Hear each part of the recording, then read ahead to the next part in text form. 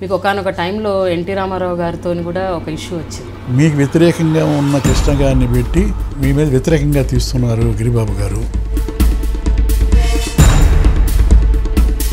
అయితే సార్ మరి కృష్ణ గారికి తర్వాత తెలిసిందా మీరు ఎన్టీఆర్ గారిని కలిశారని?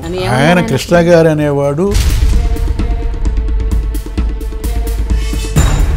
బోసుబాబు గారి సినిమా టైంలోనే చిరంజీవి గారి సినిమా అదే ఇద్దరిది కౌబాయ్ స్టోరీస్ కొందసింహం వాళ్ళు ఇచ్చిన టచ్కి తర్వాత చేస్తామని చెప్పిన కొందసింహం మన ఫస్ట్ కాపీ సెన్సార్కి పోతే హైదరాబాద్ కావాలని ఆ ప్రింట్ వేసుకుని చూసుకొని ఇమ్మీడియట్గా హరియప్ చేసి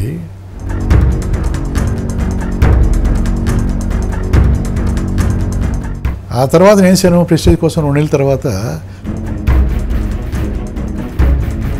అమ్మేశారు. కొదమసింహం తర్వాత చిరంజీవి గారితో మీ బంధం మనకు కావాల్సింది ఇప్పుడు పదవులు, డబ్బు, సంపాదన, దాని మీద కాన్సన్ట్రేషన్ ఎక్కువ, దాని మీద వ్యామోహం ఎక్కువ. అందువల్ల ఇవన్నీ వదిలేస్తారు. మీకు నమ్మకం ఉందా లేదా? ఇప్పుడు ప్రతివాడు పొద్దున్న లేచి అద్దంలో చూసుకుంటే వాడి ముఖం వాడికి అందంగానే ఉంటుంది, అంతే కదా. పక్కన వాళ్ళు చెప్పాలా నువ్వు అందంగా ఉన్నావురా అని. నటించేవాడు ఏమంటాడు, నేను బ్రహ్మాండం చేయగలను, ఎస్వి గారి పాత్ర నాకు ఇస్తే నేను చించేసేవాడిని నేను చెప్పంటాడు, అంతే కదా. పక్క వాళ్ళు చెప్పాలా. మీరు కుప్పకూలిపోయి సంపాదించింది అంతా పోగొట్టుకుని జీరోకి వెళ్ళిపోయిన సిచ్యువేషన్స్ ఉన్నాయా? ఓ సక్సెస్ఫుల్గా డైరెక్టర్ 4 సినిమాలు డైరెక్ట్ చేసి 2 తీసానుకో మొత్తం కార్లు అక్కడే ఉంటాయి, 2 ఫ్లాపులు తీసాడనుకో రిక్షా కూడా ఉండదు. సరే ఇన్ని ప్రిన్సిపల్స్ పెట్టుకున్న మీరు, ఇన్ని వాల్యూస్, ఇన్ని ఎథిక్స్, ఇన్ని మోరల్స్ ఫాలో అవుతున్న మీరు ఇన్ని పార్టీలు ఎందుకు మారారు? అన్నీ ఓకే చేసిన తర్వాత రిజెక్ట్ చేశారు. నేను హర్ట్ అయ్యా, మళ్ళీ నేను ప్రాధేయపడ్డా. రామారావు గారి దృష్టికి తీసుకురాలేదా?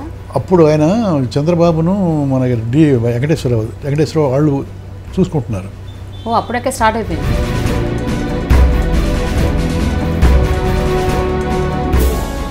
ఎన్టీ రామారావు గారు వైస్రాయ్ ఇన్సిడెంట్ జరిగినప్పుడు కుటుంబ సభ్యులు కూడా ఆయనకు వ్యతిరేకంగా ఉన్న టైంలో ఎన్టీ రామారావు గారికి జరిగిన అవమానాన్ని మీరు భరించలేకపోయారంట.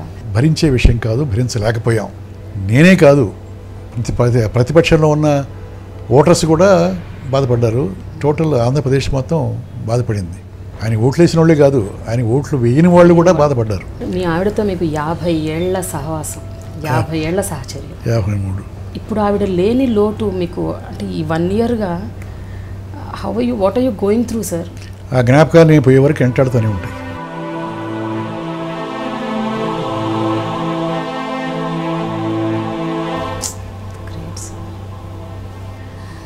ఆవిడ లేకపోతే నేను లేను.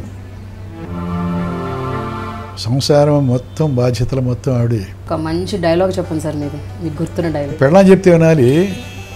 పిక్చర్ మొత్తం నా వల్లనే ఆడింది. దాంట్లో గాడిద గుడ్డు అని చెప్పి ఊత పదం, చిత్రపడ విచిత్రం. అది ఎక్కడ పోయినా సార్ గాడిద గుడ్డు అనండి సార్ అంటారు.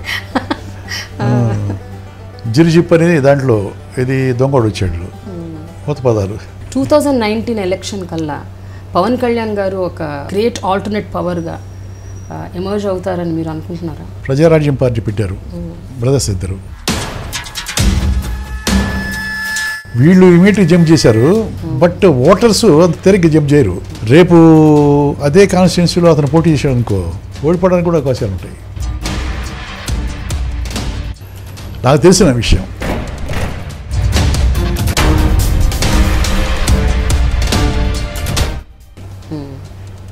ఇంపాసిబుల్. ఇవన్నీ ఈ కోరికలన్నీ ఎక్కువైనాయి. వాళ్ళకి ఆలోచన విధానం తప్పు, దాన్ని ఎవరు ఏం చేయలేము. కాకుండా అవకాశాలు కూడా తిరిగి వస్తున్నాయి. ఆ ఇంపాక్ట్ ఏమైనా ఉంటుందా అని అడుగుతున్నాను.